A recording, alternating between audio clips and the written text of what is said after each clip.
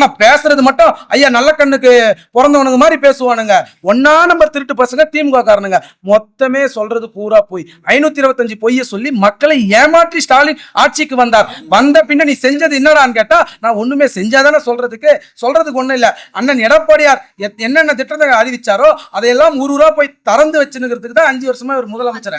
இப்போ நம்ம எடப்பாடியார் வந்து அந்த கொரோனா இக்கட்டான அந்த சூழ்நிலையில கூட 11 அரசு மருத்துவமனைகளை கட்டி கொடுத்தாரு. இப்ப இந்த திமுக ஆட்சியில எத்தனை கவர்மெண்ட் காலேஜஸ் கட்டி இருக்காங்க? இவங்க கட்டளைங்களேங்க. இருக்கிற காலேஜுக்கு பேர் மாத்தம் பண்றானுங்க, இருக்கிற பஸ் ஸ்டாண்டுக்கு பேரை மாத்துறானுங்க. விழுப்புரத்துல இந்திரா காந்தி பேருந்து நிலையத்தை கருணாநிதி பேருந்து நிலையம் பேரை மாத்துறானுங்க. அந்த மாதிரி இருக்கிற திட்டத்தை தான் மக்களை மாற்றி ஏமாத்த செய்யறானுங்களே தவிர்த்து எந்த ஒரு திட்டமோ போய் பிரதமர் அழுத்தம் கொடுத்தோ இல்ல பிரதமர் கிட்ட போய் தமிழ்நாட்டுக்கு தேவையோன்னு சொல்லி மத்திய அரசு கிட்ட இருந்து ஏதாவது வாங்கிட்டு வந்தியா? வாங்கல. அதே நீ பாரத பிரதமர் எதுக்கு சந்திக்க போற?